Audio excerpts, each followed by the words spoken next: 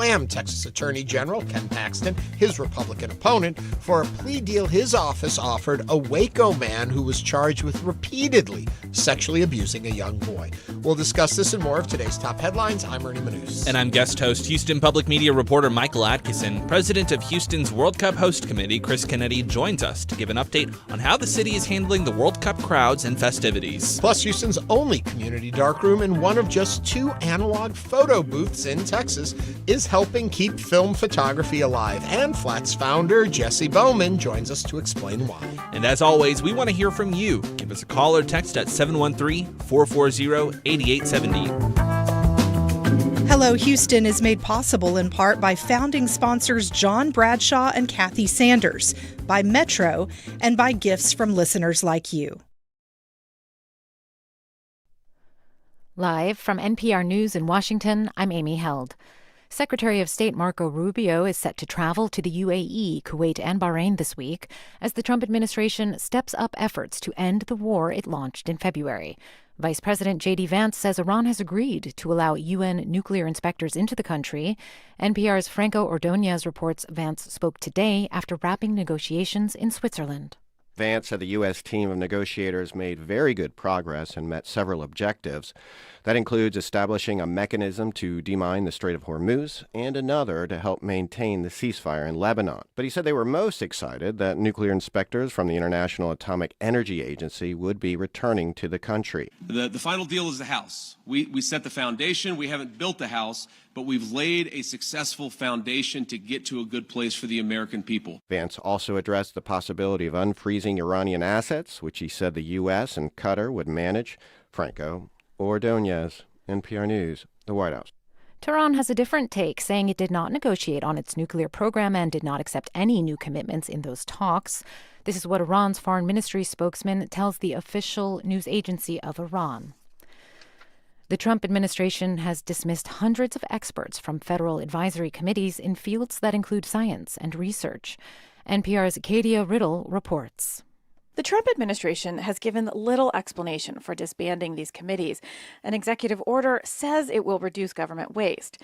But experts like Michael Abrams argue there's little waste in this system. He works for an advocacy group called The Public Citizen and wrote a report on this subject. Abrams says these committees are an important tool connecting policy to practice. You want to crowdsource it with the best minds. And that's what federal advisory committees do. Why wouldn't you want to do that? Some of the issues these committees were studying before they were canceled include how best to treat long COVID, how to help rural communities with health care, and how to prevent disease outbreaks in hospitals. Katie Riddle, NPR News. Longtime Federal Reserve Chairman Alan Greenspan died this morning at the age of 100. NPR's Scott Horsley has more on his legacy. Former colleagues say Greenspan brought rigorous analytical discipline to monetary policymaking and helped establish the credibility that remains one of the Federal Reserve's most important assets. Greenspan was an acolyte of the libertarian Ayn Rand and a reluctant regulator who believed bankers' self-interest would prevent them from excessive risk. He acknowledged the shortcomings of that hands-off approach only after risky behavior produced the great financial crisis 2 years after he left the Fed in 2006. Scott Horsley, NPR News, Washington. UK Prime Minister Keir Starmer today announced his resignation.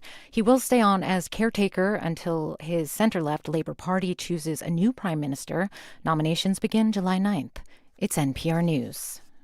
Live from News 88.7 in Houston, I'm Matt Harab.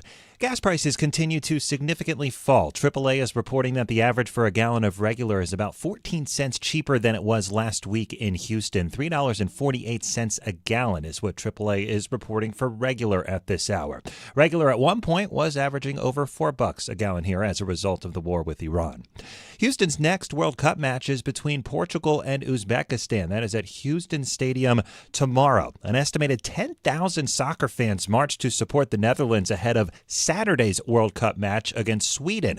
The massive orange fan walk had fans from around the world decked out in orange shirts, jerseys, and costumes. Caroline Dessing, a Dutch citizen, came dressed as an orange Statue of Liberty. Lady Liberty stands for democracy, for freedom, for international friendship. And those are all the things that are very important to us and to the the Dutch community of football lovers. Swedish fans had their own march to the stadium. Angela Jackson caught the crowd walking by her apartment. She said traffic hasn't been bad during these local matches. Unless we go down on Main Street, that's when you hit the traffic when there's a game. But other than that, we've been doing pretty good over here. We all are surprised. The Netherlands beat Sweden on Saturday 5-1. Harris County Commissioners Court are planning to appoint an interim director of the Flood Control District later this week. Our Sarah Gruno fills us in. According to public documents, commissioners will discuss appointing Marcus Stuckett as the interim executive director of the Harris County Flood Control District in executive session on Thursday. Stuckett has been employed by the Flood Control District since 2015. It comes after former Executive Director Tina Peterson submitted her resignation after giving a presentation on delayed flood bond projects. In her resignation letter, Peterson said conversations about her role have become a distraction. She said she would work to support a smooth transition after her resignation. I'm Sarah Gruno, News 88.7. For more news, you can head on over to our website. That, of course, is HoustonPublicMedia.org. I'm Matt Harrop, News 88.7. Support for NPR comes from NPR stations. Other contributors include Bank of America, sponsor of the FIFA World Cup 2026, dedicated to offering solutions to help businesses win locally and globally. More at bankofamerica.com/gamechangers.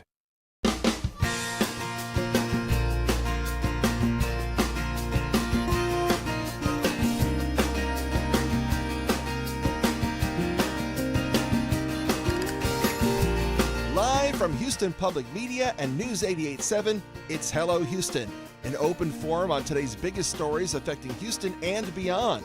Call now, 713-440-8870, or let us know your thoughts on today's topics by emailing us at talk@hellohouston.org.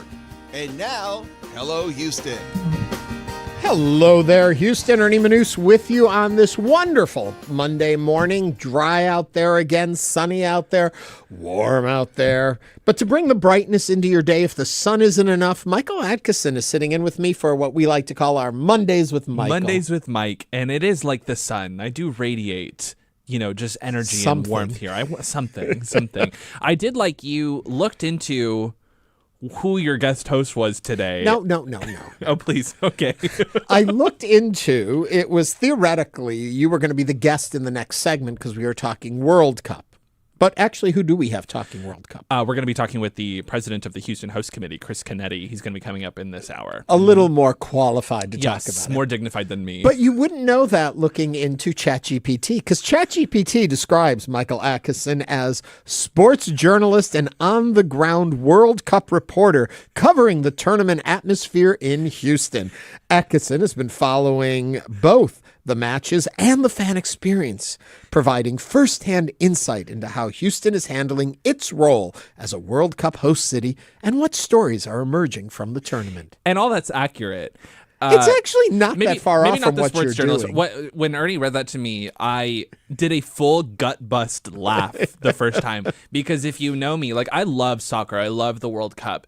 I couldn't care less about sports otherwise. I don't keep up with football, baseball. I knew the Spurs and the Knicks were in the NBA Finals. I didn't watch a single match or a single game. See, match, that's soccer. Yeah. But I didn't watch a single game. And so it just tickled me to be called a sports journalist. I have no qualifications. I am curious how many of you all have actually ChatGPT'd or AI'd yourself to find out how they described you.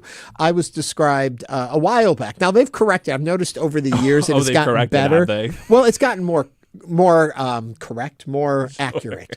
But they described me as journalist, presenter, actor, and writer. And I was like, I barely write a script each day. I don't know. I don't think I'm a writer anymore. What's that line from Iron Man when Robert Downey Jr. describes himself? He's like, genius, playboy, billionaire, philanthropist. That's kind of what it sounded like you were doing there. Speaking of being a billionaire, So I have also checked online. You know, they have those celebrities value how much you're worth, how much a celebrity net worth is. And so I was having fun. I was looking up some celebrities I know and stuff. I thought, oh, what does it say about me? I looked it up. It said I was worth $5 million. Wow. Nobody has told me that in real life. Are there $5 million in the room with us? I don't know, but I'd love to cash in if it's actually true. So again, don't pay much attention to it. Yeah. I'm not a sports journalist. Ernie is not worth $5 million. Yeah, That's your takeaway there. I mean, I may be worth $5 million, and but I don't sports. have $5 million. Anyway, we're off on a tangent today already. It is Monday. How did you all spend your weekends? That's what we want to know. How did you spend yours? Covering FIFA. I did the fan march. I'm sure I don't want to spoil it. I'm sure we're going to talk about it. We're not going to talk any FIFA yes. in the first segment because we're going to talk FIFA in the second. There you go. So we're not going to talk about this at all, but I worked on Saturday and then was recovering on Sunday. That's basically what I did. I worked 7 days in a row, probably a 60-hour work week, and it's like physical. You know, you're out in the sun, you're in the heat. So it was a lot, and so I recovered, which meant I missed the show on Friday, unfortunately. But yes. Oh, that's okay. It's excusable. Ernie forgave me this morning. I did. It was our Juneteenth special on Friday, so we all missed the show. I went to the theater Thursday night and saw Hunchback of Notre Dame. Yes, how was that? I have to tell you, Tice Green, who was on our show and starred as Quasimodo in this production, was a revelation. Wow. It was one of the best performances I have seen on stage, and I have seen lots of Broadway. I've seen lots of touring shows. I've seen lots of productions here in town. He really was very, very amazing. I will give a caveat. If you see this all over town, you see Disney's Hunchback of Notre Dame, and you think, let's take the kids. Not really for the kids. Yeah. Mm-hmm. It's the music that the kids would know, but the story is much more in line with the original novel. And I got that impression as he talked about it, because it was the show that I was guest hosting last week when he was on, and I got that impression that he was less interested in making the Disney Hunchback of Notre Dame and more its own body of work, which I thought was really unique. And that's what really Disney has done with the script for this, the book of this show. They stepped away from the cartoon childishness of it and went back to the Victor Hugo novel. Then on Friday night, the Tamari Cooper show, we had them on the show too, and it was a laugh riot. And so if you're looking for something funny to do, again, wouldn't recommend it for the kiddos, but it's playing at the match. Saturday and Sunday, I cooked at home. And Saturday, if you're watching online, I nicked my finger on that mandolin-y thing. Yeah. Always wear safety gloves. That's my tip for you all. It hurts like I can't say on the radio, but it will heal. I will come back to life. But anyway. Back to life. Back to life. A little weekend update. If you hear clicking, it's just the little metal brace on my finger keeping me from bumping it. You did talk, if I can, you did talk about this new Band-Aid that you have on your finger. Yeah, a Pro something or other. Pro Health, Pro Heal. It's kind of makes a gel pad around the finger itself. They're more expensive for like $6. You only get like 10 Band-Aids, but it's supposed to advance the healing cut the time, 60% less time to heal. And you put the Band-Aid on and it stays on for like 5 days, and it can get wet and all that, but it forms like a little bubble around your wound. We'll let you know how it works. 60%. We've got the stopwatches going. I don't know how long it was supposed to take to heal. We'll cut another finger and see which heals faster. How about that? Cut a finger on the other hand and then put a regular Band-Aid there. Anyway, we have wandered on too long about this because the world continues to spin around outside of just what happens in Michael and Mai's life. And so into the headlines. Michael, take it away. All right. First up, Democratic U.S. Senate candidate James Talarico on Thursday slammed Texas Attorney General Ken Paxton, his Republican opponent, of course, for a plea deal his office offered to a Waco man who is charged with repeatedly sexually abusing a young boy. Speaking from the steps of the McLennan County Courthouse in Waco, Talarico demanded that Paxton release communications from his office showing how this plea deal came together. Quote, if there's anything that all Texans can agree on, Democrats and Republicans, progressive and conservatives, it's that no one, not even the Attorney General of Texas, should be able to cover up crimes against his children. That's words from Talarico himself. We should note the Texas Tribune, the Texas Newsroom, and KWBU last month uncovered the trial transcript and other court records that for the first time shed light on how the case ended in a mistrial and the victim refused to testify for a second time. That reporting showed that this left prosecutors with no choice if they wanted to pursue a conviction, but to offer a deal or force the boy to return to court against his will using a subpoena. What are your thoughts? Complicated subject, but this has been one of our top stories on our website, HoustonPublicMedia.org, for weeks now. Is Talarico right for using this strategy, or is he turning the child victim into a political pawn, as Attorney General Paxton has said? Give us a call or text 713-440-8870. Please go ahead. Now, of course, obviously, what happened in this situation is horrific. I'm not talking about the exploiting of it, but the actual situation itself. And as we talk about this, I don't want anyone to lose sight of the fact that our hearts and thoughts go out to the child, that we know this is a heinous crime, no matter how you look at it, and in no way are we trying to be light about the circumstances of what happened there. Sure. For me, the problem comes in what in the world is happening with our country? Because this is like a micro Epstein case kind of thing. And yet you look at the highest echelon of our government, people are upset about what happened with Epstein, and we talk and talk and talk and nothing ever happens. And so it makes me wonder on the local level, are we just going to talk and talk and talk about, and there's going to be nothing to pay for what happened in this situation either. And so do I think it's a good political strategy? I think in any other day and time and age, absolutely it would be something you would want to question. I fear what's going to happen is people are going to meet it with, oh, that was so wrong. Yay, Ken Paxton, let's move forward. Yeah, I mean, I just don't understand who we are as a people anymore. I don't understand how we're not more outraged what happened with the Epstein files. I don't understand how laws can pass that say it all has to come forward. It doesn't, and people tire of the topic, that these victims go out and speak and speak and speak, and everyone's like, yeah, that was wrong, and they move on, and no justice has been done. I don't care how you slice any of this.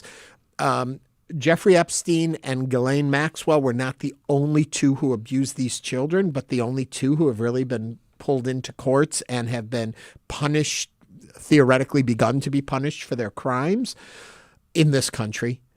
I don't get who we are as a people anymore when it comes to this. Now you bring it closer to home with this story. And while I'm rambling, please call in with your thoughts and concerns, 713-440-8870.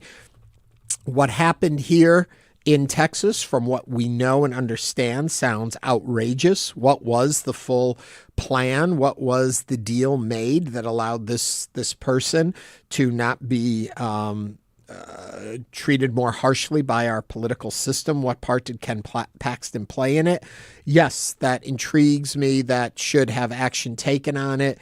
Is it going to matter at all when it comes to an election? And does it lift James Talarico to a higher position to make him look like he stands in the right position doing this? I don't think it's going to change anybody's political standing on him, and I think it runs the chance of making him look bad, but it shouldn't. Yeah. Did that make any sense, that whole? No, I think that one of the things that really adds nuance to this case, and I think, you know, I'm not going to sit here. I'm still a journalist. I'm not going to sit here and say one politician is right, one politician is wrong. But I do think there's something really notable about the reporting that our colleagues with the Texas Tribune and the Texas Newsroom have done, which essentially found that the victim did not want to testify a second time. And the only way to get them to testify would have been a subpoena, as I read there. And nobody wants to subpoena a victim of sexual abuse and force them to testify against their will. And the quote from the Attorney General's office was that would have entailed the victim being in the same room as their abuser against their will. Mm-hmm. That adds a lot of depth, I think, and that shouldn't be written off, I don't think. The end result, obviously, of the plea deal is not what I think anyone wants. I don't think that that's that, and I think for good reason. I think that there were no good options, and that's what happens with a crime like this. You know, there are no good options, no good outcomes. Even if it had been a conviction, I'm sure the trauma that victim is going to deal with for the rest of their life is insurmountable. There are no good outcomes. That being said, these are some particularly not great outcomes where you're forced between, as the Attorney General's office puts it, a plea deal or forcing the victim against their will to be in the same room as the abuser and testify through their circumstances once more. Neither of those are good outcomes, but this is a case that I think, to your point, using it for politics, I don't know that there are any clear winners and losers in this. It's just a messy situation. It's a tragic situation.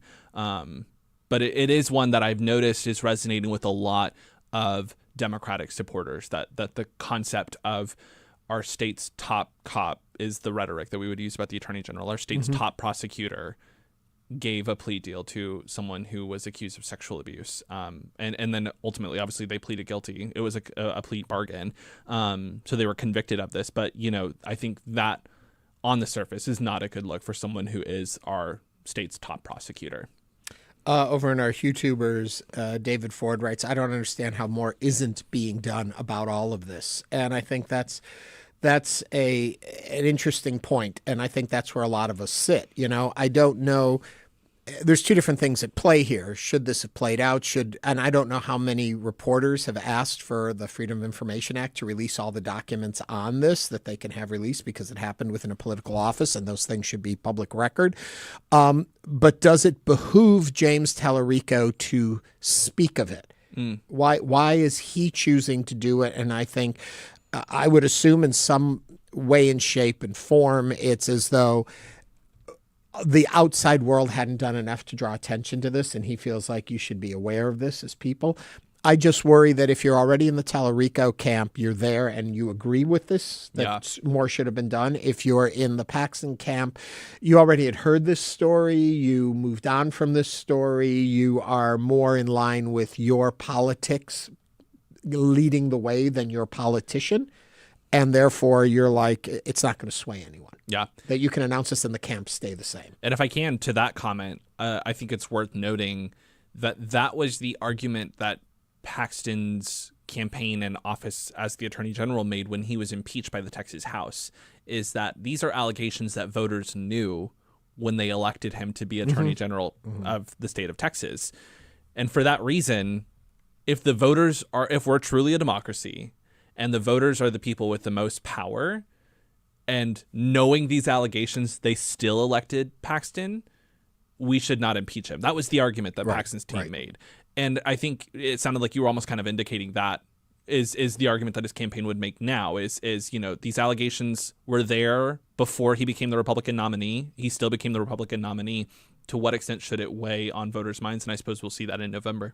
Yeah, and it's not that I don't think you can bring attention to it. And I think that's the role of the media, to be pointing it out, to be talking about and all of that. My question really falls into, does this move the scale at all for Talarico to bring it up? What is Talarico's brand? We already know that. It's kind of the justice, the fight for all, the little man kind of, it's the let's look at our not religious morals, but just our morality as a culture. That kind of seems to be his stock and trade.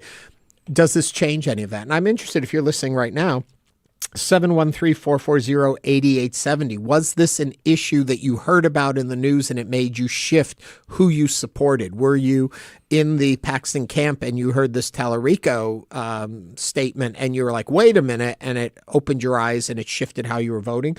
Or did you already know about this and you heard it and you thought, well, you know what? They still align more with my belief system. I'm more conservative. I'm voting conservative. I'm more liberal. I was already in Talarico's camp. I'm curious about that end of it. Yeah. Because there must have been, and I tend to believe that there was polling, that there was research, that there was thought put into before any major candidate in a major race, especially one that's getting the attention this is. They've looked at it and they know why they're saying what they're saying. They believe this will move some maybe middle of the road folks that maybe like the policies of Paxton but don't really know that much about him. They may be those folks that are just tuning into politics now, as it often happens. They wait until it gets closer to an election and they haven't followed any of this. 713-440-8870. Let's go to David from the Woodlands. David, what's on your mind? Yes, thank you for taking my call. I just wanted to say, I was thinking about this kind of from the 30,000-foot view. This isn't a red problem, a blue problem, a political problem. It's a cultural issue. We know that 1 in 3 women are assaulted by the time they get to college. However, if you have a dog that bites somebody, it's euthanized, certainly if it does it twice. pedophiles cycle in and out of the system, just like repeat DWIs. And when they're in prison, we treat them special so they don't get hurt. Well, our value system is completely wrecked. When we don't, the very core of what allows us to continue to grow as a society, a woman, and we have no more respect for them than that. I think we need to reevaluate our values. Thanks for taking my call. No, David, thank you for calling. And David brings up a really interesting point, and I'm wondering, Michael, your thoughts on it. If you take what he says for I don't say for truth, but you take it as a policy a lot of people believe in, how do you right the ship at this point? If in fact we look at these things, as he was saying, where we put the weight of our beliefs and our support in this culture, how do you right the ship back to a more human-based, centerist, caring for one another kind of thing? Is it electing people like a James Talarico, who seem to put that first and foremost in their campaigns? Or is it something that's got to come out of culture, out of churches, out of community gatherings, and we shouldn't rely on our politicians to guide us? Yeah, that's a good question, and I truly don't know that I have... I don't pretend to have the answer, because if I do, obviously I would be a prophet. I would be the wisest person on earth. I have nothing really profound to add to the conversation. But I do think that that sentiment of straying from what we could or should be is both uniquely presented in this day and age with social media, the internet, access to more information than ever before. And it's also a sentiment that has always been with us. There's always been this idea or notion, I'm a young guy, but I'm a student of history and read a lot, that there's always been this idea that we had it so good back there. We used to be better. Mm-hmm. And to that extent, that sort of nostalgia will always be with us. It doesn't I don't know that it necessarily means that it actually was better. But I do think, again, to what David was saying, that sentiment of feeling like we are not where we should be morally as a society is something that a lot of people feel right now. Yeah. Well, we continue to be interested in what you say, what you think, how you feel about this and all the topics we talk about on the show. Give us a call, 713-440-8870. You can also text us to that number or email us at talk@hellohouston.org.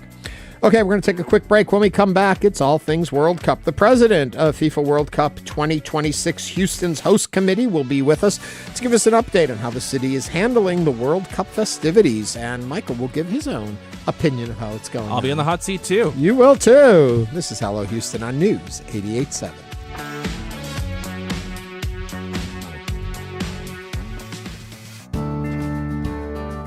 Meet Tio Choco. We just took his keys for the day and gave him a Ride Metro fare card. This is his story. Visit ridemetro.org/Choco to find out where is Choco. Our audience engagement. Sis Johnson, Jean Linzer, Lauren and Richard Martini, Ed and Jean Matthews Foundation. Thank you. This programming is made possible by Kevin Coolish and Beverly McPhail, supporting media that's free from commercial influence and grounded in journalistic integrity, because trust in news matters, now more than ever. Support comes from Metro. World Cup planning includes transit improvements intended to serve Houston after the final match. Metro provides bus, rail, and paratransit service and continues mobility enhancements across the region. More at ridemetro.org/Metro Now. Support for Houston Public Media comes from Texas Mutual Insurance Company, a workers' compensation provider that's been caring for hardworking Texans for over 30 years. More at texasmutual.com/expert partner. Support comes from CenterPoint Energy, installing an additional 35,000 storm-resilient poles and trimming vegetation from more than 8,000 miles of power lines, all part of their plan to build a more resilient coastal grid for the hurricane season. Support for Houston Public Media comes from listeners like you and from Baylor College of Medicine. Baylor's work centers on advancing health and medicine through research, education, and patient care. Support for Houston Public Media comes from The Moth, bringing their touring main stage show to Houston for the first time. 6 storytellers will take the stage on Saturday, June 27th at Cullen Performance Hall. Tickets at themoth.org/Houston.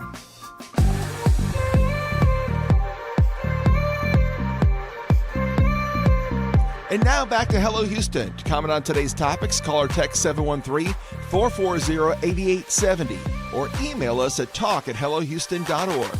And now Ernie Manous and guest host Michael Adkison.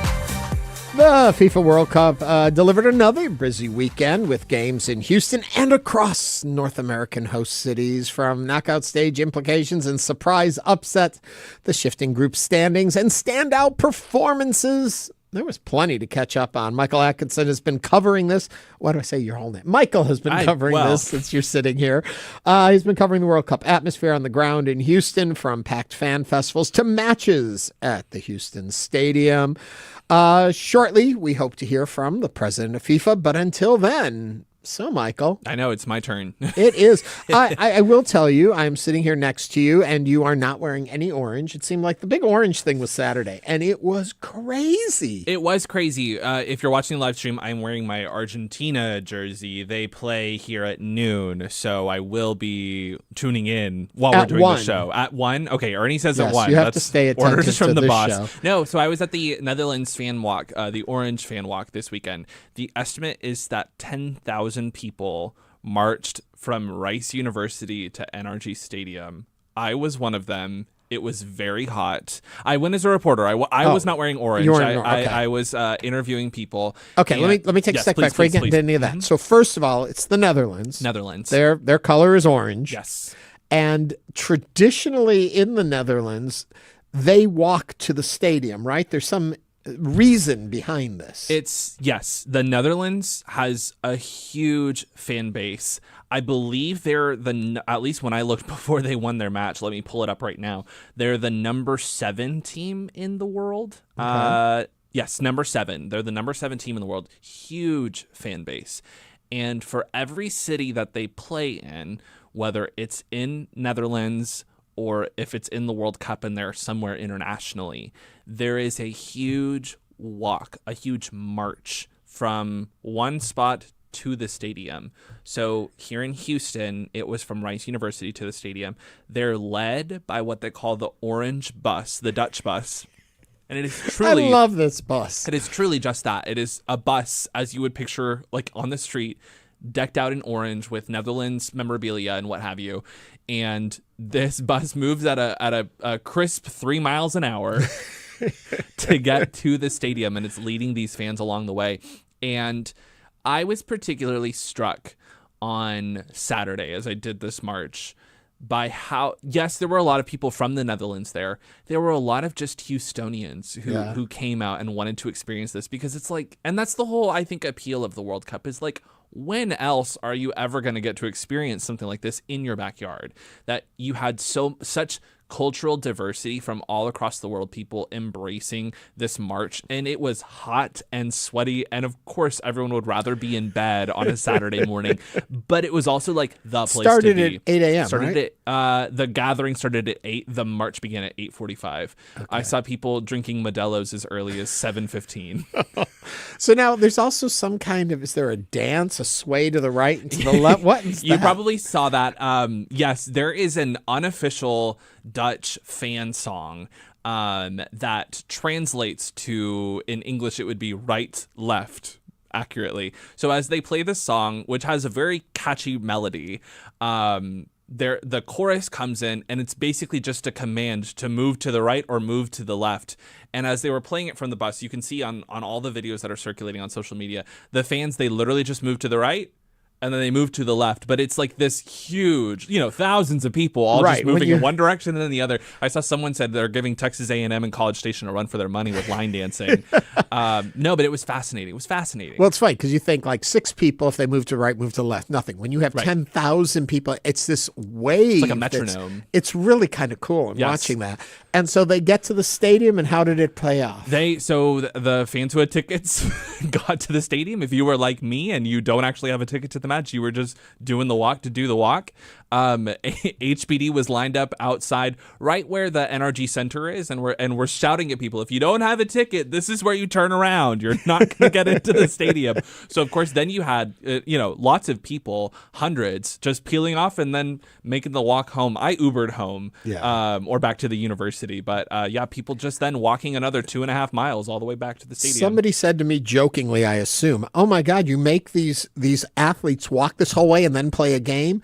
I'm guessing the team doesn't. No, the walk. team was not there. The team was not there. It was just fans, just fans, thousands of them, but just fans. But it was, I alluded to this, that it was a lot of Houstonians, and it was just something so interesting to see all that diversity and all the people from here at home and across the world playing in this.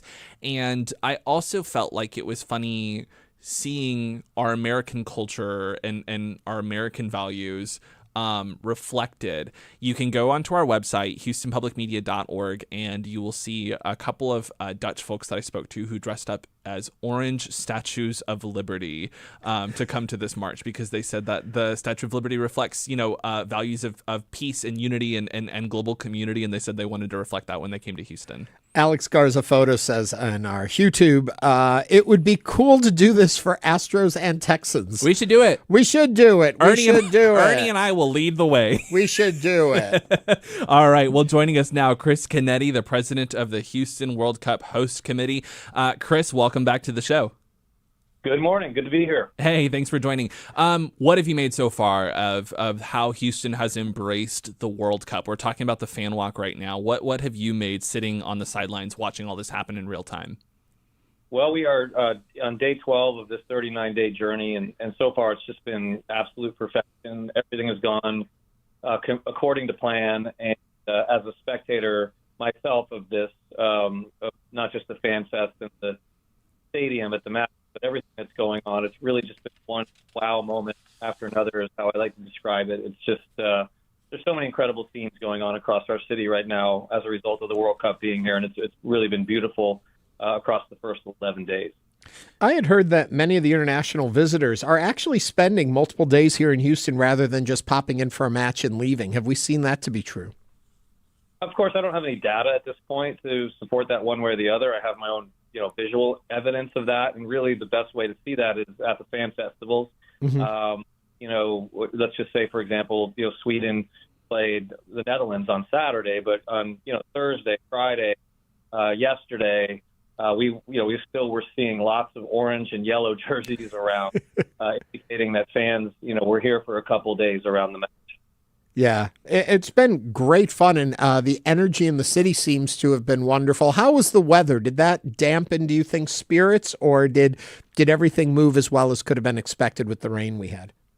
Yeah, I don't think anything's really dampened the spirits at this point. It was unfortunate this time last week, we had that big storm system that was predicted to bring lots of flooding, cause a little bit of challenge on Monday, Tuesday last week. We did have to close the Fan Fest for the entirety of last Monday, and then part of the day on Tuesday we opened up for the Argentina game, but still ended up with 10,000 people in the house on short notice. We were, of course, worried about the extreme heat on Friday and Saturday, but it created no problems and issues whatsoever. We caught a little bit of a break on Saturday morning where I think the temperature stayed down and the sun stayed behind the clouds. So it's all worked out great. Even the weather, I guess, to some level, has played to our favor. Yeah, Chris, I'm curious if you can attest to what happens when weather is coming, storms specifically, that there were the couple of closures that you mentioned. What are the conversations like to decide whether or not to close? And similarly to that, what is the sort of opportunity cost to closing? These vendors that you guys have at Fan Festival are not obviously going to be able to sell anything. How is that played into the conversation about whether or not it is important to stay open or closed? I mean, look, it's very simple as it pertains to that. It's about lightning, right? And the issues and challenges and that come with lightning. So if there's lightning in the area, there's a perimeter by which, if it comes within that, we have to close down. We have to evacuate the premise. So lightning is the main challenge. When we had to cancel last Monday, the forecast was for lots of lightning throughout the day, and we didn't want to be in a situation where we were bringing people on site and off of site with evacuations. That's not safe. So we were able to make that easy decision last Monday. Of course, there's going to be not going to be days where it's raining all day long and a storm comes in or comes nearby, and we have to make those decisions. But a lot of factors go into it in terms of day of the week, time of the day, who's playing, who's in town for matches. But once the lightning and the weather, the lightning comes in, it's a very, very clean line of what needs to be done. Yeah. As we were talking a few minutes ago, the Netherlands, their big orange bus, the Orange March, all of that was quite a spectacle and something to see. We've got 3 more matches coming our way. Or is it 4? 4. 4 more matches coming our way. Sorry, my count was off. What should we be looking for? Anything else like that? Something really unique unto this whole experience outside of simply the fact that we've got the World Cup? I don't know if we can beat happen Saturday. I mean, that was one of the greatest I've ever seen and participated in. I had the privilege and honor of riding in the orange bus. It was just the thing of beauty. I heard you guys talking about it before I came on. And again, I don't know what compares to that. It's going to be hard to beat that. There is a chance that the Netherlands return to play either in the round of 32 and the round of 16. So I guess if they're back and they're playing Brazil or Morocco or whatever the scenario might be, those could be more epic and bigger. But Saturday was, to me, had to be one of the greatest events in Houston, amongst the greatest events in Houston history, with 30,000 people between the Dutch and the Swedes marching to the stadium safely without incident, and all the joy. So it's going to be hard to touch, to surpass that, to be honest. 2 things there. First of all, I don't know if you heard me say that Alex Garza-Foto had mentioned that this would be really cool to take that tradition and use it for the Astros and the Texans. That would be kind of fun, wouldn't it? Yeah, of course. I mean, look, you have a soccer team in town, too. We have 2 of them, the Dynamo and the Dash, and those, march to the match is a tradition across the world in football or soccer, whatever anyone would like to call it. So, but it would be a wonderful tradition to have in Houston if that could get started. The other thing you mentioned was without incident, and I would say across the board, this has been pretty well handled with all of these visitors, all of these people gathering. We've done pretty well as far as keeping everything from being a major incident. 100% knock wood. 11 days in, we have had somewhere in the neighborhood of about 190 to 200,000 visitors to Edo for the fan festival, with very, very few incidences whatsoever as it relates to safety and security or even heat-related illnesses. It's been just very well coordinated and organized up to this point. So what do you think you've learned from coordinating an event like this that maybe other organizers of other events across our area, across the country, can learn from how we have done this and where we have really excelled?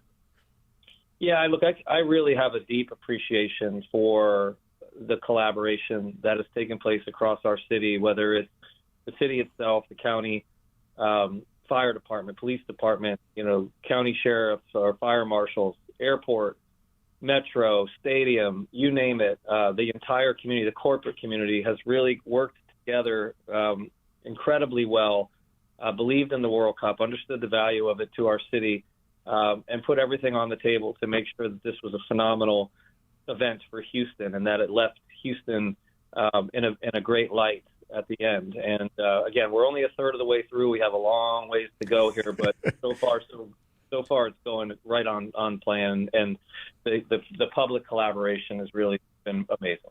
Chris, you talked about only being a third of the way through there. I'm curious, what so far has surprised you the most watching all this happen, again, in real time?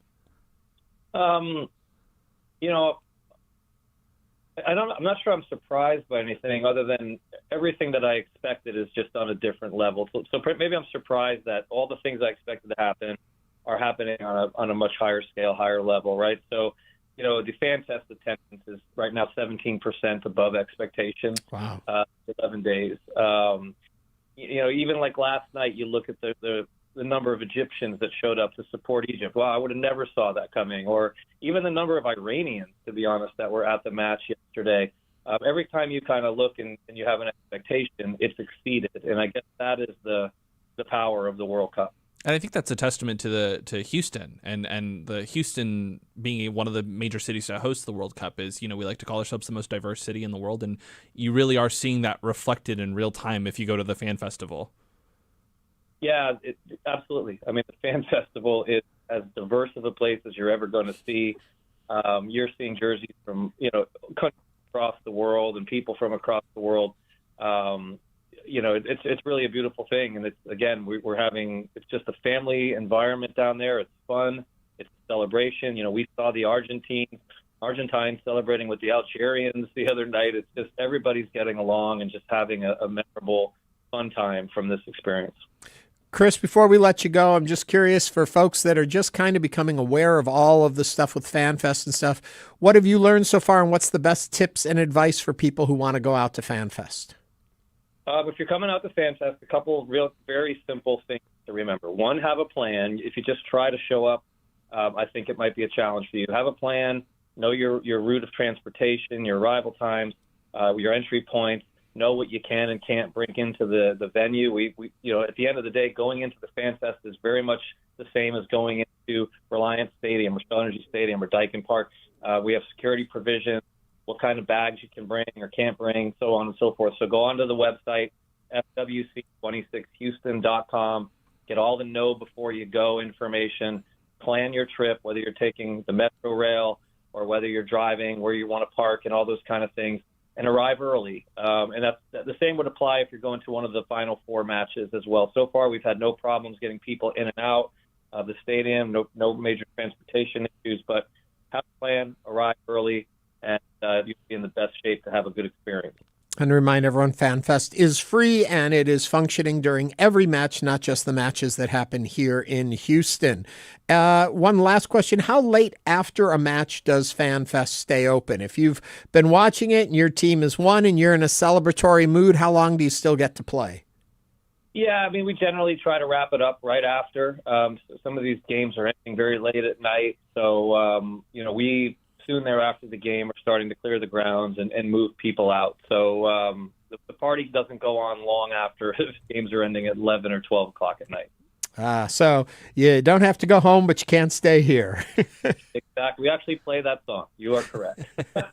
Chris Canetti is the president of the 2026 FIFA World Cup Houston Host Committee. Chris, thank you so much for joining us back here on Hello Houston. Thanks. Great to be here again. Appreciate you very much. Thanks, Chris. And coming up, the only darkroom photo lab in Houston. Stay with us as Hello Houston continues.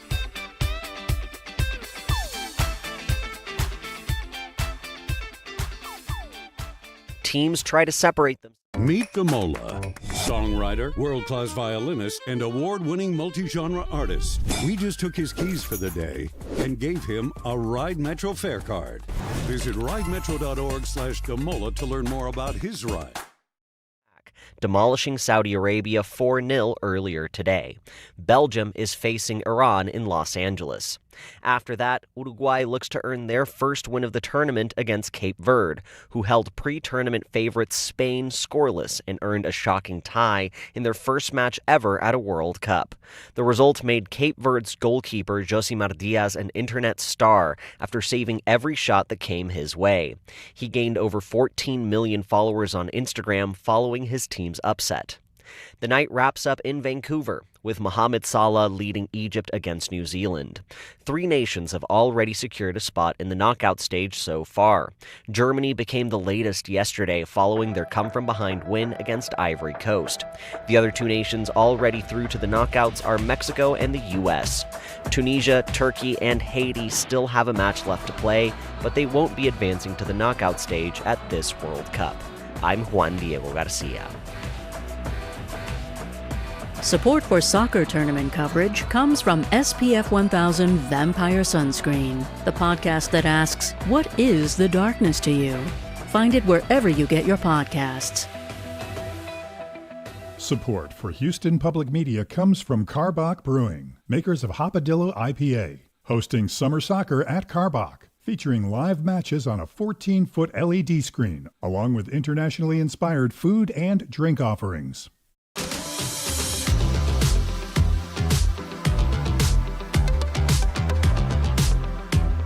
And now back to Hello Houston. To comment on today's topics, call or text 713-440-8870 or email us at talk@hellohouston.org. And now Ernie Manous and guest host Michael Adkison. Flats is an artist-run photography space based in Houston's Montrose neighborhood that's dedicated to supporting the city's photography community. Founded in 2016, Flats began as a nomadic photography exhibition series and has since grown into a magazine, a photo lab, and a community darkroom, the only one of its kind here in the Houston area. Additionally, Flats is also home to only one of 2 analog photo booths in the entire state of Texas. So to tell us more about Flats and all those services that they offer, we are joined by founder and owner Jesse Bowman. Jesse, welcome to Hello Houston. Hi, thank you guys so much for having me. I mean, just reading off that resume, shall we say, of what you guys do, there's just so many services, but tell us a little about what Flats is and what you guys stand for. Yeah, so I mean, mainly we stand for community. That's the biggest thing. Really, I started the whole thing because I was tired of hearing people saying they had to move to New York or LA, and selfishly, I just wanted friends. But I used to work for the Houston Center for Photography as the exhibitions director, so I was coordinating exhibitions in my home for local artists, and then that grew into the community darkroom because there was no longer a community darkroom in Houston, and that eventually grew into the lab because I needed to pay myself, and now we have a whole building on Montrose and Fairview that's a photo lab, an exhibition space, a community darkroom, and we even publish a magazine that focuses on Southern photographers and expands that idea of community too. Talk to me a little bit, and this may be from the art point of view, but the significance of actually film and the prints that come from that, and what we've lost as we've moved into such a digital world. I think it's funny that you say lost because I think we're actually gaining a lot of it back. There was like this realization that too much went away there because I think in the early 2000s there was this like digital versus digital versus analog, and I think really the realization that they are just two important mediums within the field, very much like acrylic and oil, you know? So there's a lot of people rebuilding darkrooms. There's a lot of schools bringing back the medium. So the loss was there, and now it's like coming back. I had heard somewhere, and tell me what you think of this theory, that the way we curate, the way we will look back at different times of our lives, or at least generations, that in the digital world, we have a skewed view of how we present ourselves because it's so readily available to snap all you want, and then you delete what you don't like. Where when we used film photography and we took a picture with a camera, we kept those prints. We really saw what the world looked like in a non-curated way, in a more realistic way, where you would think the inverse would be it because of the availability of digital, but that really you have that old box of negatives, and people held on to all of that. They held on to the prints, and they weren't so quick to delete. Your thoughts? The funny part about that is that argument has happened at every stage of photography. When the Brownie camera was introduced, there was this argument of being like, it's too accessible. We're looking at ourselves too many ways because it was to the everyday person could have access to that. And so like you've just seen this happen and repeat on in the medium of photography. I do think that we have lost a lot of the tangible, but again, like people are really coming back to that. We see a lot more people printing, a lot more people creating curated photo albums again. Like there definitely was, I think, a loss of it, and people notice that, and it's like coming back. And I mean, even with our analog photo booth, like people want something that's tangible, that's not immediate. Like they're looking for something that was missing in the digital world for sure. What do you mean by an analog photo booth? So we have one of the very few analog photo booths in the state, but also in the entire world, which is also another lost medium that is being revived. An analog photo booth is a photo booth that's basically a mini darkroom. It has 12 or 13 developing tanks in it. So it's old school. It's on film paper. It goes through, you have no digital copies of it. It comes out wet. It's the traditional like way those of photo stands booths. that you would get in them. Yeah, like back in the day when little flash of light. And you back take in a the day picture. they'd be at the train station Right. or the mall or all the places, you know, like you could get the 4 strips of photos, and Right. it's what the digital ones are based off of, but it's all on traditional darkroom paper and has Wow. to go through all the tanks and everything like that. And I mean, the TikTok girlies are obsessed. Like, yeah. Ernie has kind of touched on this a little bit, but I'm curious. It sounds like you know, with the I'm a younger guy. I grew up in the Instagram era, and it almost sounds like you say like this sort of oversaturation of the world of photography is not a bad thing because it just means more photography. Yeah. What do you think? I love more photography. I think it's just a different way of the way that people are viewing things. And I think there was a fight for photography to be an art form or considered even serious for so long. And now photography is in this extreme point of play where it's sculptural, it's social, it's every aspect in our lives at this point, you know? So I think people are just finding which way works for them. And that is bringing back some of the more tangible aspects of it too. So walk me through, if I wanted to come to Flats, let's say I'm new to this, I've got a little point and shoot camera, 35 millimeter. What would I do if I wanted to come to Flats and experience it all? Yeah, so we have shop hours, so you can come during most days from 3 to 6, Fridays 12 to 7, and Saturdays 11 to 4. But you can come in the shop and you basically just bring your little point and shoot camera and we help you check out. We have a variety of options. We try to cater to beginners, to intermediate, to advanced, shooters who are shooting commercial or shooting their family and things like that. We also make it super accessible. Like you can drop off 24 hours a day with us, and we have multiple drop-offs around town. So you can check out online. You can drop off in the East End at Ironworks. You can drop off in the Heights at New Heights Coffee. And we're working on a few more drop-off points as well. So we try to make it really easy for people to come and use us. Where do I buy film today? We sell film, but also just Houston Camera Exchange. But yeah. So it's still, I mean, I come from a time of, you went to Walgreens, they had all the film up there. I remember it was 24-hour. When they had 24-hour developing, that was so fast, and we were so excited. And then how about for you folks? What's turnaround time? Our turnaround time's a little more of a week. All the machines aren't connected the same way they used to be because, we try to make it where you can get them to your phone and things like that. So it's kind of, we've had to modernize old 90s, 30, 40-year-old machinery. Yeah. So it does take a little bit longer, and we do only have 4 people on staff, or 5 people now on staff. So there's a lot of moving parts to it for sure, but the machines are all separated, so they just don't go straight to the printer like they used to and things like that. But. And what do you offer in terms of classes for people? Yeah, so we do a variety of classes from learning how to develop your film, your color film and your black and white film, to working in the darkroom. We also do some more craft-like classes where we did like a matte cutting class the other day. We also do lumen printing and cyanotypes. Right now we're currently doing beer developing with St. Arnold's, and we actually have an event on Friday, which is a competition of beer developed photographs, because you can develop film and beer. Wow. Yeah. I didn't know that. That sounds so fun. Mm-hmm. Yeah. We're getting a few comments on our YouTube that I just want to share to you. My British computer guy says, this is really special. Traditional film photography is a dying art form. I still shoot on 35 millimeter on occasion. It's great to know there's somewhere local that might be able to process it. Braden Arnold says, I find when I shoot film, I'm so much more conscious of my photos because I have a limited amount on a roll.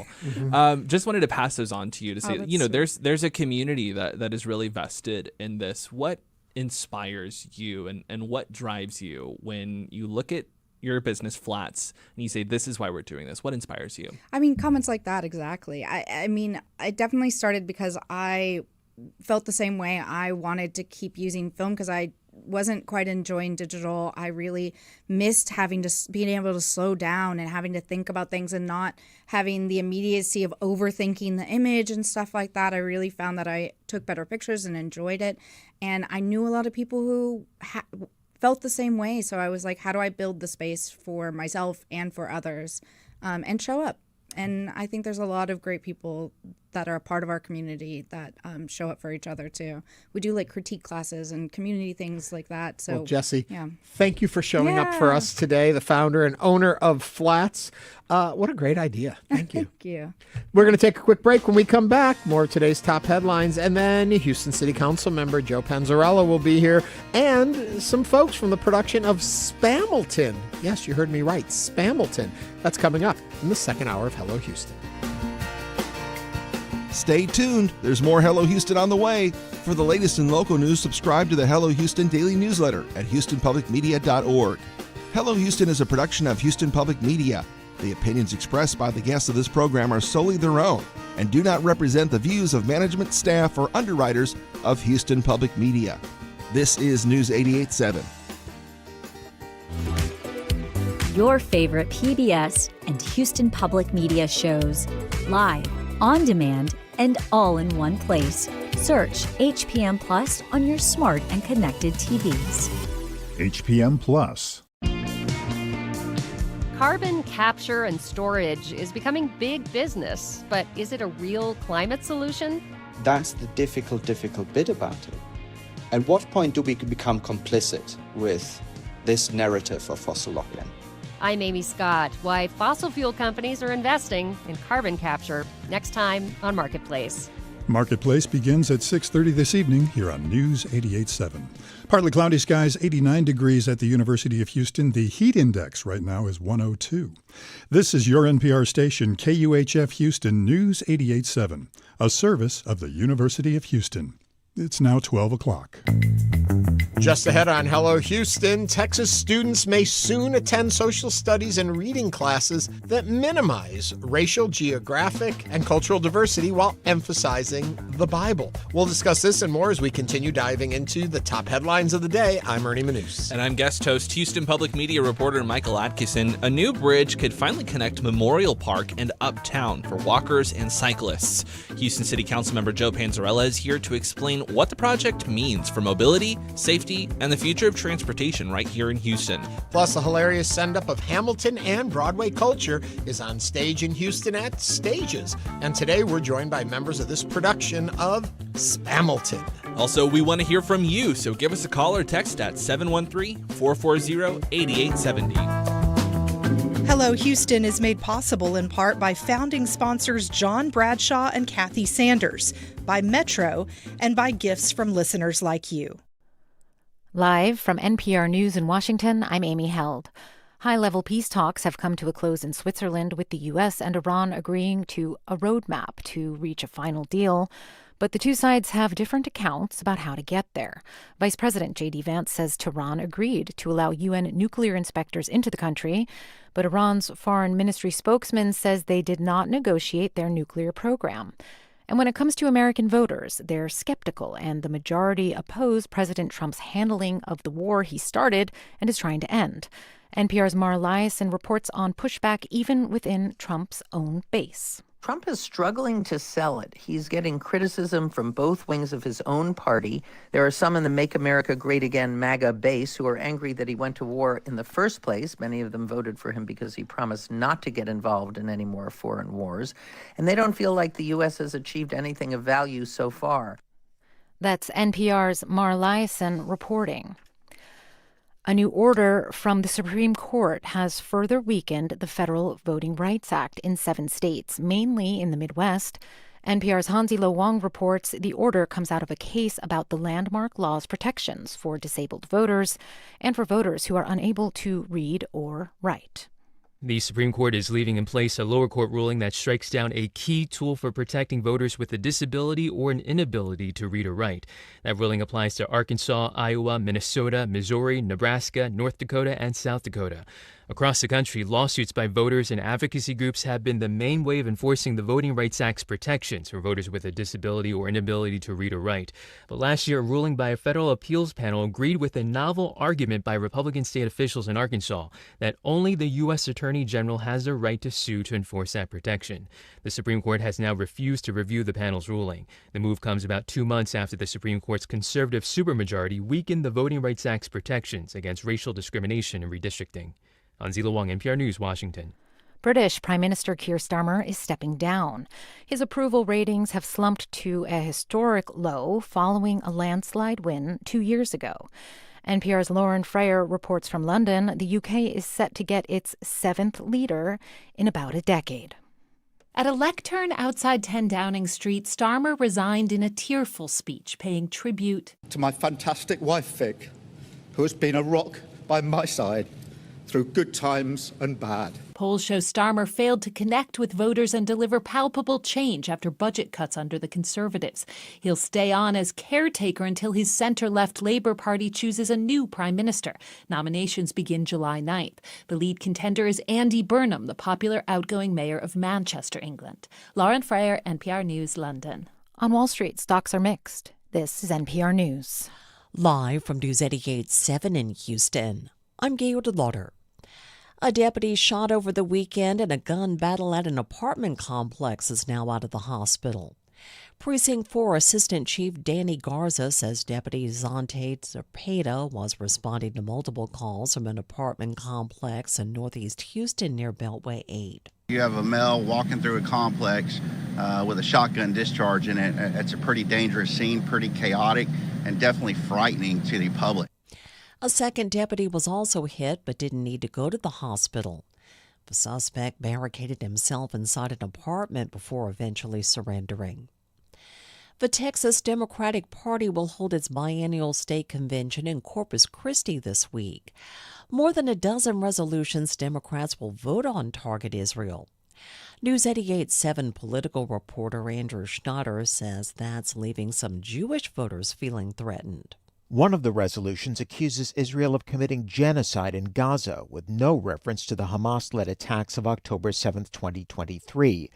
Paul Colbert, a delegate to the convention, says such resolutions don't carry any weight. The problem that you have is that if you adopt resolutions that are inflammatory and are one-sided, what you end up with is a situation where you alienate people who are otherwise members of the party and are willing to vote for the candidates of the party. An April survey conducted on behalf of the Jewish Electorate Institute shows that Jews continue to favor Democrats in the midterms, but that they see Republicans as more pro-Israel. I'm Andrew Schneider, News 88.7. The Astros are in Toronto to play the Blue Jays tonight. First pitch is just after 6. Increasing cloudiness this evening, low around 80, and then for tomorrow, partly sunny skies. High around 94 degrees, but the heat index will make it feel like it's close to 106. I'm Gail DeLauder, News 88.7. Support for NPR comes from NPR stations. Other contributors include Capital One, offering their dining and entertainment card, Savor. What's in your wallet? Terms apply. Details at CapitalOne.com.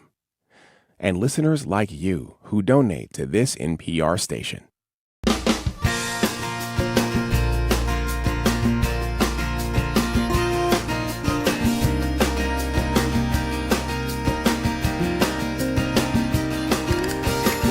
Live from Houston Public Media and News 88.7, it's Hello Houston, an open forum on today's biggest stories affecting Houston and beyond. Call now, 713-440-8870, or let us know your thoughts on today's topics by emailing us at talk@hellohouston.org. And now, Hello Houston with Ernie Manous. And with me, because it's Monday, it's Michael Adkison. Hi, Mondays with Mike. I love my... Why do you say... No, okay, do you go by Mike or Michael? I always call you Michael. I go by Michael, but I answered to Mike. I'll answer to anything. You can call me Madonna, and I'll answer to that. All right, Madonna. Madonna. Well, that'll help ratings. I'm sitting here with Madonna. Madonna. That one. The one you're thinking of. Or it could hurt ratings, depending on how you fall in camps. Yeah. I was going to say in our last hour, we were talking with the woman from Flats, talking about photography and stuff. And I always loved taking pictures. And when I was younger, I used to wear a film camera around my neck on a chain. Oh, wow. And it was a little small, and I loved that camera. Yeah. A little slide across, and the lens popped out. And I wore it, and I would buy a roll of film every couple days. And I would shoot the whole roll of film, and I would take it over to the Walgreens, and I would have it 24-hour developing with 2 sets of prints. Yeah. And one would go in a photo album. And so from maybe it's 91, 92 to 2002, I have all of the dated photo albums of every picture I took during it. So you can, so whenever they ask me here, it's like, can you pull a picture from 30 years ago? I'm like, I absolutely can. Which one do you want? I've got everything I did. And I would take the second print and I would do something with it. I would either hang it on the wall. I would make crafts out of it. I would Yeah. do something. I would make a collage. So I always had 2 sets of prints. That's so fun. I think that photography is just such a beautiful way to capture memories and moments Yeah. in time. When I lived in Austin, I did what all hipsters who live in Austin would do, and I also tried to get into photography a little bit. And I had bought not a Polaroid, it was a Fujifilm, but an instant camera that would print the photos in real time right there. And I would bring it out for like when I would throw a party. I would have that, and then I would put it just in like all the photos I took from this one single party. I did one that was like a murder mystery, and so all the photos from that murder mystery party are in one photo album, and it's like, oh, there's the murder mystery party, the catalog, Yes. and you see all the photos from there. Yeah, so I love doing that. I used to do an annual barbecue called Barbie. Barbie 96, Barbie 97, Barbie Great. 95. And each one's one of those little, remember the small photo albums Yes. that would be Yeah. for like a 4x6 print Sure. or 3x5. And I've got those all lined up. So I can go I back love and it. relive the Barbies. We'll have to go to that beer event. I was Oh, the telling- beer photography I was thing. telling That Jesse I sounded can't cool. go this year, so next year. Well, I'm holding you to that, Ernie. We're going to that. So if you're just joining us in the second hour of the show, remember the show is always saved as a podcast wherever you get your podcasts or on YouTube. We archive every show. So you can go back and see what we're talking about that happened in the first hour. The other thing we talked about was World Cup. And what was cool about that was we got a lot of feedback from folks online while we were chatting about it. And the one that I love that stands out to me is the people talking about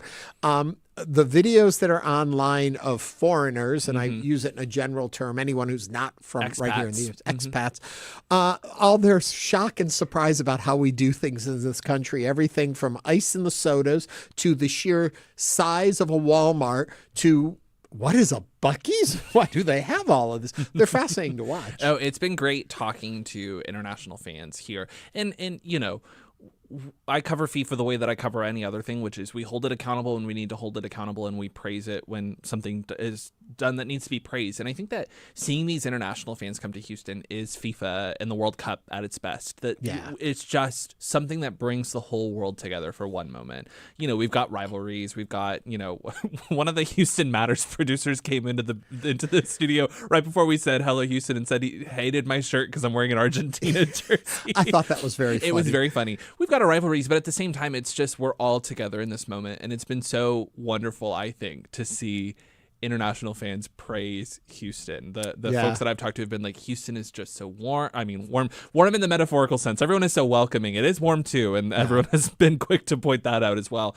But seeing so many people here in our hometown and seeing that we got to say we were the good hosts. We're literally called host cities, and it's like hosting anyone when your friends come into town. It's like, oh, like we made this the best it could be. We had something roll by earlier in the chat from the YouTubers, and I didn't get to it when we were in the interview, but they were talking about how it really was great. It has done a wonderful job of putting Houston out there in the world scene, and also a great way for people to re-engage with the U.S. in a wonderful way. There's been so much tension on the world stage right now, and the way we are viewed and the way we view ourselves. This has been a really positive. So for people who were kind of anti the World Cup coming or thought what a waste of time or waste of money or whatever were the different things, it actually is the soft diplomacy it brings too. And it is really wonderful. And so far we've done a great job hosting it. Soft diplomacy is a great way to describe it. You know, just in the conversations, I'm kind of repeating myself here, but in the conversations that I've had of like, you know, why is the World Cup worth it? And it is just like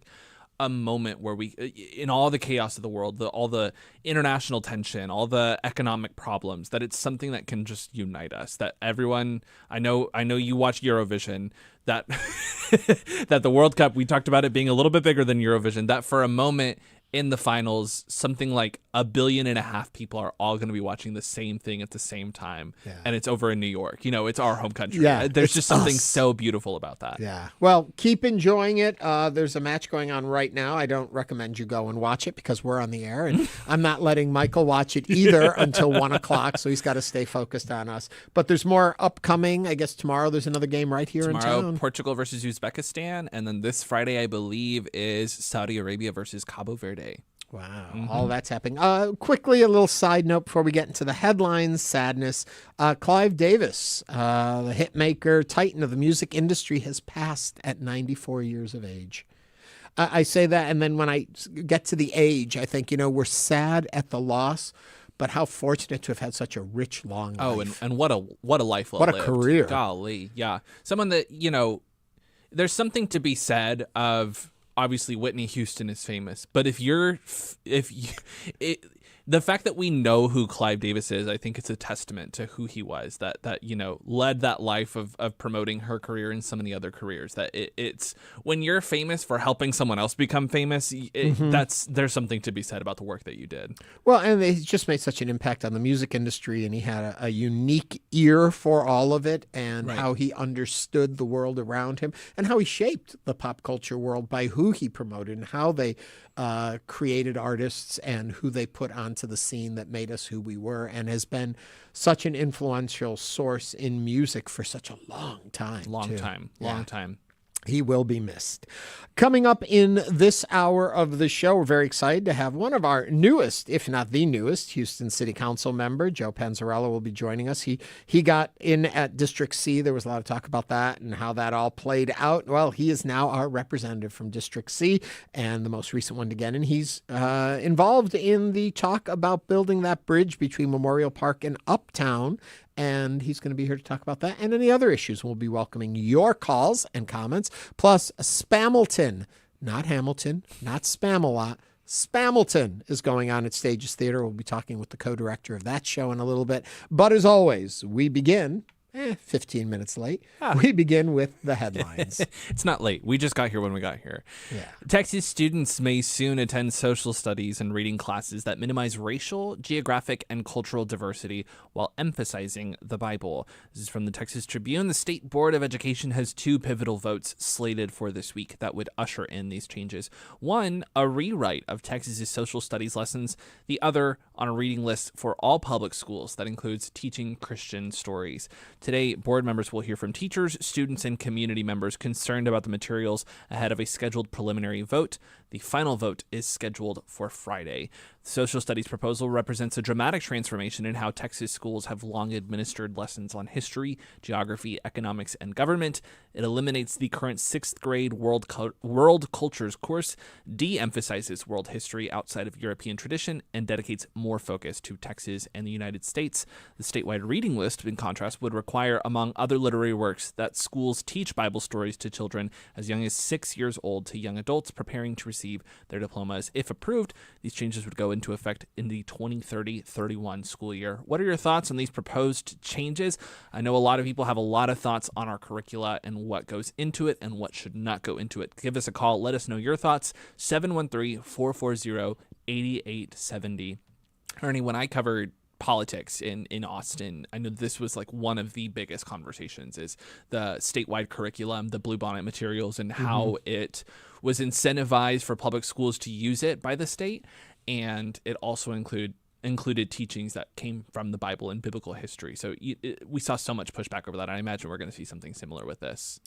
Surprise, surprise, I have opinions on this too. But I'll start with the very first thing that stands out in this whole story before I get into actually the issues of the story is the fact that today board members will hear from teachers, students, and community members when you read that part, and then the final vote will be on Friday. How often do those really impact how they vote? I just get the feeling, it's like, okay, now we got to listen to the public, but we already know what we're going to do. Is there someone, if you have been out there, if you have gone and spoken before one of these panels, be it at the city level, the county level, or the state level, do you feel like it really does have an impact? Do you think you're really moving minds when you get this opportunity, or do you feel like they open it up because they have to, and they let you speak, and then they go and do what they were going to do anyway? I'm going to go on a little bit of Hold 1 second. 713-440-8870 to call and share your thoughts. Okay. Yes, give us a call. The one anecdote that I'm going to share, and it is very much pivoting away from this subject, but it was when I was covering politics in Austin at the Capitol. And I remember witnessing this hearing and saying they're listening to them. This is, and understandably so. It was a hearing on legislation that ultimately did not pass, but it would have raised the age to purchase a semi-automatic weapon to 21 in the state of Texas. And the parents of Uvalde victims testified. And on top of that, they testified because the way that the Capitol works is they'll come in early in the morning, but then they have to break for the big session when they all take major votes. And then they come back to the committees afterward. That's just the way the Capitol works. So it was probably 10 o'clock at night by the time this committee took up this bill. And these parents, I can still hear it to this day. And when I heard it for the first time, these parents in this committee room, one of the mothers of a victim said, "Did you think we were going to leave? Like, did you think this wasn't that important to us?" Yeah. And I still get chills just thinking about that, because I remember feeling that day, they're listening. They can hear that. So to answer your question, as a reporter, in a word, usually not. You feel like they know how they're going to vote on a lot of these things, and they're listening to stakeholders. They're listening to, people whose whole job it is to present these issues to lawmakers. But you often get the feeling that even though it's a backbone of our democracy, that they're probably not taking a lot of the community and their thoughts on it into how they vote, which is sad in a way. But yeah. I mean, I'm a bit of a cynic and all that. What I like to think on the upside, the positive spin on that, is that by the time it gets to this point, I would like to think our elected officials have done their homework, have really looked into it, understand that because someone stands in front of them and says something, that shouldn't be like, "Oh, I never heard that you think it's a bad idea." I'm hoping that they've already processed all that, but oftentimes I hope that the outcome would be different than what they've come to as their conclusions. But I do like the fact that we have the freedom to do that. And I think if it is strong enough and enough people come forward and speak, then I think maybe it can sway. Maybe all of your advisors have been giving you wrong. We hear that all the time from politicians after a fact. "Well, I was given the wrong advice by my advisors, and when I heard from the people." And also, I think if they think that it's going to hurt re-election. But the actual issue at hand here is, what are we talking about? We're talking about these proposed changes. I would start off with saying I have no problem with Christian stories being taught in our schools, as long as they are taught along with other stories of other religions and other faith. Does it need to start at 6 years old? I don't know if maybe that's a little too young, but I think we should have an understanding. Religion, like it or not, has a major impact in lives across the globe, but that's including multitudes of religions. And to have a balanced understanding, I've mentioned before, I grew up in upstate New York. We Native American folklore and Native American religious studies were part of our curriculum because we lived in an area in the Susquehanna Valley named by the Native Americans of that area. So yes, it's built into the cultures of where you are. And so I have no problem with incorporating the theology, theological studies, biblical stories, Quran stories, understanding world religions. That being said, indoctrinating students in a particular religious belief system, I think, should not happen in our public schools and should happen in our religious institutions. You go to church, go to Sunday school or evening Bible studies or whatever classes you have. There's a place to learn that too. So I just think that we need to be a little bit more careful and to be a little more balanced in what we teach in our schools. Yep. 713-440-8870. We're getting some messages in from our YouTube. Noah Espinoza writes, "I'm just so happy that our government is doing what it does best, keeping theocratic governance out of our American zeitgeist." Sounds like a bit of sarcasm there. Yeah, a little bit. David Ford on YouTube writes, "I hate that our state is trying to do this so much. It's even worse because Texas plays such a large role in other states' schools too." We also got an email that made the comment, "I bet they won't be using the Song of Songs. At least it would take until 2030 or 2031. So maybe we, the public, could possibly have the opportunity to restore facts to the curriculum." That is from Doris from Houston Heights. I think that, as I'm sitting here, I'm remembering when I was in high school, and I can picture an English teacher who said, "You're not going to understand so much of American literature if you don't know the Bible and don't know that rain signifies renewal, as it does in the story of Noah's Ark from the Bible." That there's just so many details that are in American and Western literature that are rooted in imagery and symbolism from the Bible. And I remember hearing that and thinking, but does that justify teaching it in our public education system? But I think it does. I think you just made the argument that we need to be aware and understand such an influential text. And it is. It's something that has shaped many Western modernizations and cultures and development and how we view things in the fine literature throughout the ages. So much of it is rooted in those. Just as much as, though, I think we need to understand the Iliad and the Odyssey, because there's allusions to that. Greek mythology, Roman mythology has shaped cultures for generations and millennia.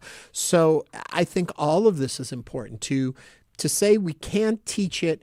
And there's a difference between teaching it as a theology and teaching it as a literature. Teaching it as a piece of history is one thing, as opposed to teaching it as this is how your belief system should align. And I think we need to find the balance there in it. I am not opposed to blocking anything, because if I was, then I'd be falling right in line with censorship of other books too. I'm not saying censor it or block it, but and I think students need to be well-rounded. But I don't want us teaching history, and I don't want us teaching things inaccurately because we feel like it fits our cultural or our political beliefs in this moment. It also bothers me this won't take effect until 2030, 31, because who knows where the tide is going to turn over the next 4 years or so to where we are as a people too. And then you've already put this in. So there you go. How about enough of me rambling on how Ernie thinks the world should be run? But by the way, I went to a Jesuit university for college. I went to Loyola University, and I'm not Catholic, but I really appreciated that opportunity to learn religious texts. And being taught by the Jesuits, it was less specific dogma of Catholicism or Christianity and more significance of religion in the world's people. So there you go. That's what I have to say on that. We're going to take a quick break. I can see our next guest is already waiting for us out in our green room area. It's Houston City Council member Joe Panzarella, and he will be here taking your calls and questions at 713-440-8870. Give him a call. Here's your opportunity to talk to one of your elected officials right here on Hello Houston on News 88.7.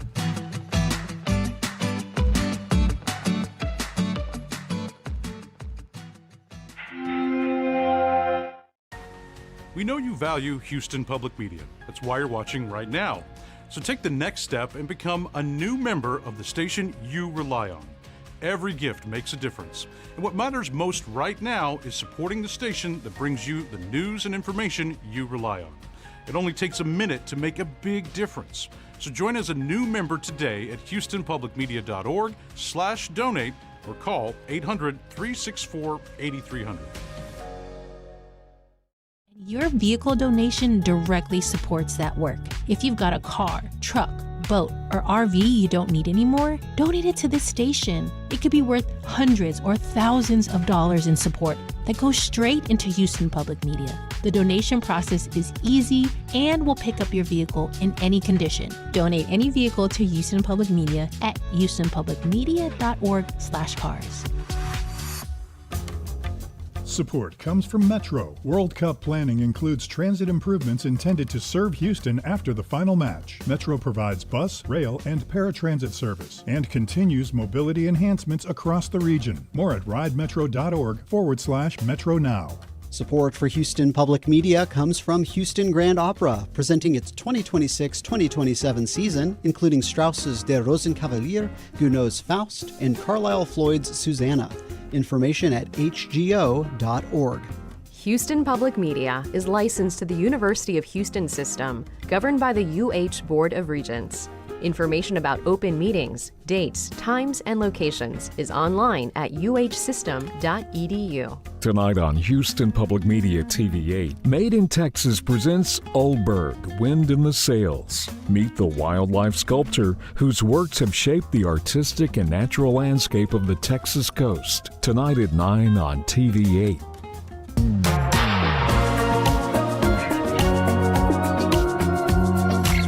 And now back to Hello Houston. To comment on today's topics, call or text 713-440-8870 or email us at talk@hellohouston.org. And now Ernie Manous and guest host Michael Adkison. Last week, the Houston City Council approved plans for a new pedestrian bicycle connection between Memorial Park and Uptown, a project supporters say will improve mobility and make it easier to move around one of the city's busiest areas without a car. The new pathway and bridge would connect existing trail networks across the 610 loop near Buffalo Bayou. Joining us now is Houston City Council member Joe Panzarella, whose district includes this new project area. Councilmember Panzarella, welcome to Hello Houston. Good afternoon. Thanks for having me. I want to remind people this is an opportunity for you to talk to one of your elected officials. Give us a call, 713-440-8870. I hope you're open for all questions. We don't know what's going to come in. Happy to answer. Before we get into the point, actually, of what you're here for, the idea of now being an elected official as opposed to being, I don't know if activist is the right word, but and then a candidate. Is there a different feeling how you approach topics now, how you feel about it, and how you in general view yourself? Wow, that is a great question. It has been very much a learning experience the past couple weeks. I think what's the most different is as an activist, you're a lot more in the community. You're looking for things to kind of bring up to elected officials. You're kind of looking for what the community's searching for in a sense. And as an elected, you're much more looking for the path forward. Okay, what are the logistical steps to get from A to B, as opposed to just saying, we want B, you know? And I think that's obviously the slower process, but that's why we were elected, is to try and find that path forward. And I think that's been the biggest change so far. Well, you're finding a path across 610 now. Talk to me a little bit about where this came from and how it's going to improve the area. Yeah.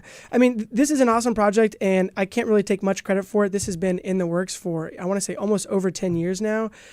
This is a joint project between the Memorial Park Conservancy. They have a 10-year master plan. Chris Ballard is running the show over there, and they're really pushing forward a lot of amazing projects, not just within Memorial Park, but then also the connections to get to Memorial Park. And so, and this one in particular is on the west side, but I know there's a lot of interest on making a connection from Buffalo Bayou to Memorial from the east side.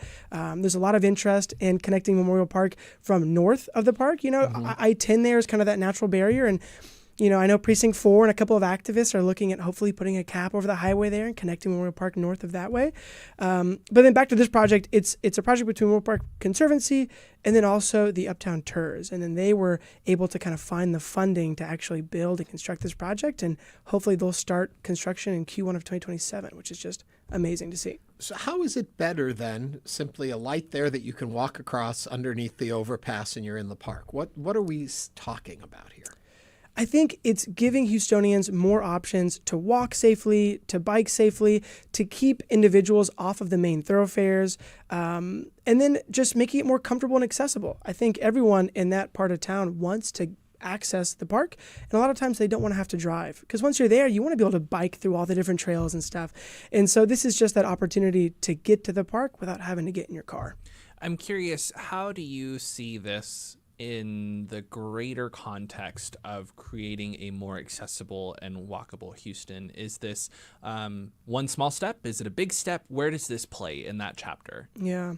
I think for the longest time, we saw a lot of Houston's natural features as barriers. White Oak Bayou, Buffalo Bayou, Memorial Park in itself. But what we're seeing now is that these are actually natural features to experience and to live and to enjoy. And so building all of the different bayou trails over the past 10 years has been an awesome experience. I know Commissioner Ellis with Precinct 1 has put a lot of effort into that. But this is kind of the next iteration, is we have these amazing parks, but how do we get Houstonians from their neighborhoods to the park? Talking about you inherited this issue, or you know, you said it's been years of work and you're a relatively new council member. What has it been like getting tossed into the deep end on an issue that is quite literally so close to home for you? Well, frankly, it's what we ran on. We, throughout the campaign, talked about mobility, about safe streets, and to have one of our earlier votes be to approve a project like this is us confirming what we ran on, which is that the most important thing for us is mobility, connectivity, and finding the dollars to invest in that type of infrastructure. And hopefully this is the first of many more to come. And you talked about, the work that goes into this. You're filling in big footsteps with Councilmember Kamen. What has that transition looked like for you?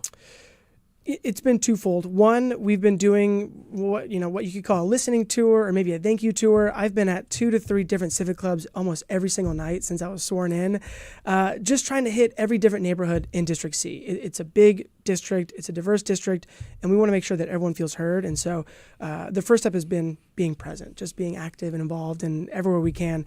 The second part of that is filling the office and actually hiring really qualified, dedicated folks. We have a new chief of staff, which we're really excited about, Anna Smith. She was at Councilmember Kamen's office before, and so she's bringing a lot of that experience with her to our office. We started our comms director last Thursday, so what is that, 4 or 5 days ago? It's all been really quick, but really filling the office with dedicated folks has been a big priority. We spent a lot of time on this show talking about the special election, the runoff, all of that. In the end of the day, the votes that got you elected were a very small number of people considering how many people live in the region. And I'm curious your thought on voter apathy. Was it just that there is voter apathy out there, or was there so many elections, so many in this short period of time that Houstonians just got tired of voting? And if, in fact, that is the case, how do you re-energize, especially as we go into major new elections coming? Yeah, I think it's a little bit of both. It's a little bit of voter apathy, but it's also just voter confusion. And to your point, there were, I think, 6 elections between January and May. Between the different primaries and the different runoffs and then the special elections. Ours was a special election in between a primary and a primary runoff, not to mention our own runoff.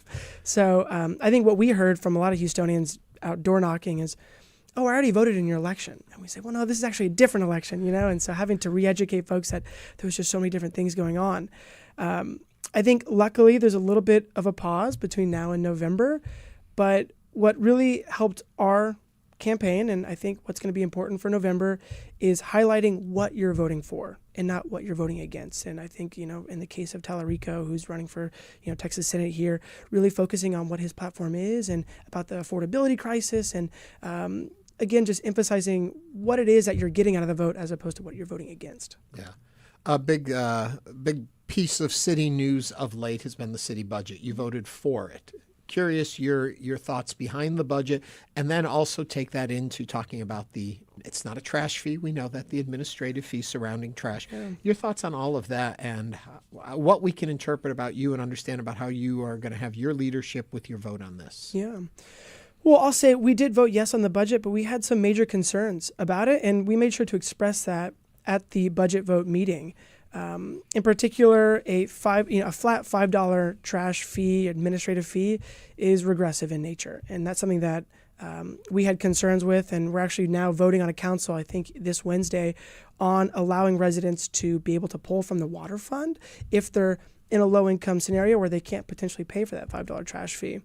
Another issue that we have been looking into quite a bit is overtime extra spending, particularly from the police and fire departments, and seeing how it's not just a one-off year, but year over year, these departments continue to go over their overtime spending. And working with Councilmember Ramirez, we were able to put forward an amendment to make sure that those department directors are meeting with us on a quarterly basis, especially if they are going over their overtime budgets like we've seen in the past. So, I think it's easy to critique the budget and it's easy to criticize, but it's more important to put forward amendments that make the budget better. Another one Councilmember Salinas put forward is Houston Public Works has over 900 vacancies right now, and that's really slowing down the critical infrastructure projects that we need to put forward for flooding, for mobility, all kinds of things. And so putting forward another amendment there to make sure that we're working with Public Works to make sure they have the right resources to actually hire in the way that they need to. So those were my initial thoughts. That's kind of what got me to my vote eventually. And happy to talk about the trash fee if we need to. Yeah. We do have folks calling in to talk to you. We are speaking with Houston City Council member Joe Panzarella, who is representing, or who does represent, I should say, District C. If you pop on your headphones right now, we will grab a call. Oh, yeah. Yeah, you get to pop them on. I've already got mine on. The number to call is 713-440-8870. Alan is on the line. What's on your mind today? Hello. I wanted to speak to the maintenance of the bike trails and bike lanes throughout the city. They keep adding more, but they're not maintaining the ones they have. in many places, the bus traffic and other traffic over by the curb is wearing away the paint, so you can't even see that there's a lane there anymore. And of course, riding in the gutter is not so good for cyclists because there's glass, debris, puddles of water that you don't know how deep there might be holes in there. So another thing I speak about all the time is between the lanes of traffic, sometimes the slabs will sink unevenly or have a gap, and that can catch a bike's tires and throw the cyclist down in traffic. So when you're repairing potholes is one thing, but those dividing between the lanes so you have a crack in the road parallel to the direction you're traveling, that can catch a cyclist in traffic and be very, very dangerous because you fall down in traffic. True that, Alan. That is true. Let's find out what the councilman has to say. Councilman. This is a great question, and thank you for calling in. You know, when I started out as an organizer with Bike Houston back in 2021, 2022, I remember the city bought their first ever bike lane maintenance vehicle, and we had a big naming competition, and they called it, Space City, whatever it was. I forget, what they ended up naming it. But the funny thing about it, it's actually kind of tragic, is the bike lanes were such in bad shape and so dirty that the bike lane cleaner ended up breaking down within the first 6 months, But to your point, it's something that the city doesn't emphasize enough. And I think for the longest time, bikeability and pedestrian facilities have always been second thought, or, the alternative. And there hasn't been enough emphasis on actually maintaining it and cleaning it in a way where Houstonians can access it consistently. So thank you for the question. I'll definitely be reaching out to Houston Public Works. I'll make sure that we put a priority on this, and hopefully we can clean up these bike lanes for you. When we talk about this bridge, this connective tissue between over the highway there, do you incorporate also maintenance long-term on it? Is that put into the budget for it? It's a great question. I imagine that would be maintained by the Parks Department. I know a lot of times, like the Bayou Greenway trails, those are maintained by the Parks Department. Sometimes it might fit under the county. It really just depends on what part of the right-of-way you're in. Mm-hmm. And I'll just say also, on the topic of bike lane maintenance, Bike Houston, again, for the longest time, took it up under their own, kind of arm, and they would organize volunteers, and they'd go out and they'd pick a different bike lane each Saturday, and they go clean it. So huge shout out to Bike Houston. I think too often Houstonians kind of rely on their own goodwill to provide just city services. And I think we're hoping to bring that culture to City Hall of the city providing those services for bikers and pedestrians. Deal Hunter 007 writes in our YouTube chat, good luck, Mr. Panzarella. Please don't give up to lobbyists and their proxy in the future. Stay clean and honest as we know you so far. God bless you. Thank you, Dale. I appreciate that. And for me, I read that comment because I think once you're now in position, there's a lot of different knocks at your door and a lot of different directions you're pulled in. How do you keep center? And what don't we understand when unions are created between elected officials and different organizations? Yeah. To your first question, I think what keeps us centered, what keeps us grounded is always going back to our values and the values of our campaign. Safer streets, affordable housing, and transparency at City Hall. And so if there's ever a situation where we are looking at accepting, and this is taking off my city council hat, putting on my candidate hat, if we're looking at accepting donations to our campaign, everything has to align with our values still. And when we talk about redesigning streets or infrastructure, there's all kinds of different answers and different ways that you can move forward with those kinds of things. But to us, it always has to go back to, is it making the streets safer? Is it making it more comfortable for everyone, bikers, pedestrians, and drivers? I think to the second question, what is it like to have those relationships form and those coalitions build? It's very personal. It's, very much we want to see Houston grow and be better and be safer for everyone. And a lot of times we're doing it from the campaign side, and a lot of times other folks are doing it by donating to campaigns, and simple as that. Mm-hmm. ideas, thoughts, policies you put out on the campaign trail that now that you're in office, and I know it's relatively soon, you haven't had that much time there. I don't even know if your office is done being decorated yet. It's not. It's not, okay. How are you finding things don't line up as easily as you thought they might? Or are you finding that maybe this was easier than you thought, that if you come with a certain strong will in a certain direction, you can make these moves? I think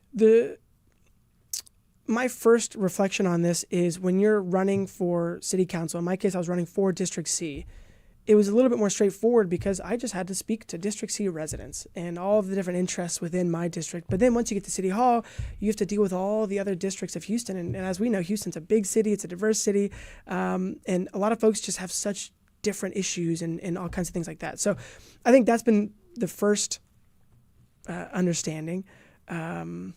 What was the second part of the question? I guess just, is it harder than you thought? That's what it is, yeah. I wouldn't say it's harder than I thought, but it's a little bit slower than I thought. And I think everyone has that reflection. Government's government. But to your point, this is our third week. And so we're hoping that things will speed up over time as we learn where the bathrooms are. But it's definitely slower than I expected. Councilmember, in our final minute or so, I know this was before you joined the council, but I'm curious, as the Houston City Council has put on a pretty statewide spotlight with the vote over how Houston police should interact with ICE, your thoughts not only on that policy, but how it was handled by the city government. Your thoughts? My thoughts on this are fairly clear. One, I don't believe HPD should have any interactions with ICE. I think that's more of a value statement, and I stand by that. What we've seen with the state government and the city government is kind of a troubling trend. They came after HISD, and that's kind of been going on now for multiple years now. Governor Abbott came after the Pride Crosswalk in Montrose, right, in my district, in District C, and the Pride Crosswalk was removed. And now the state government is telling us how our city department, HPD, should be interacting with the federal government. And it seems like they're going to win that battle too. What I'll say is that we're going to continue to work within the council to the best of our abilities, keep that separate and keep the separation possible. But there are serious issues with the authority that the state government has over the city. And I think it's something that we need to be thinking about when we go to the ballots in November and think about who we're electing at statewide office, but also at our local state rep office too. So, Houston City Councilmember Joe Panzarella represents District C. Councilmember, thank you for joining us today on Hello Houston. Thanks for having me. I appreciate it. Come in again. Yes, sir. Coming up, Spamilton. That's right, Spamilton brings us the laughs. Stay with us as Hello Houston continues.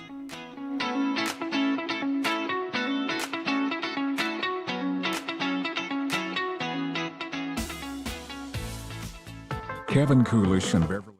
It's not just your car. It's the one that brought your kids home from school, took you cross country, held memories, laughter, even a few breakdowns. When it's time to let go, give your car a new purpose. Donate it and turn memories into meaningful support for this station. Plus, you'll enjoy free and easy pickup, potential tax benefits, and a simple donation process. Your gift supports the programs you and your family love. Donate today and help keep public media strong. Call or donate online. To the voiceless. Stream live, engage on demand, and enjoy past seasons through PBS Passport. Search HPM Plus on your smart and connected TVs and stay informed. I think RFK Jr., the secretary, has to be very careful about encouraging this conversation about stopping medication when it's appropriate without driving people away from the idea of treatment completely. And I think both of these conversations need to happen. I'm Michael Barbaro. That's Today on the Daily from the New York Times. You can hear that this evening at 7 on News 88.7. Support for Houston Public Media comes from Discovery Green, presenting Kicks and Coffee, featuring pickup soccer games and skill exercises for all ages. Saturday mornings throughout the summer. More information at discoverygreen.com. Support comes from Theater Under the Stars with the 2026-27 season of Broadway shows, including The Who's Tommy, Kinky Boots, and Oh Mary. Details about subscription packages are available at tuts.org. Support for Houston Public Media comes from Texas Mutual Insurance Company, a workers' compensation provider committed to helping Texas communities and emphasizing safety. More at texasmutual.com/TexansGetIt.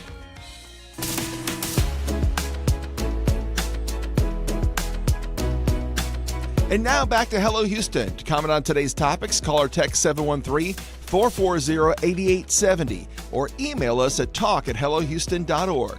And now Ernie Manous and guest host Michael Adkison. Spamilton, an American Parody, is a musical parody that lovingly spoofs the acclaimed Broadway musical Hamilton, as well as several other Broadway musicals.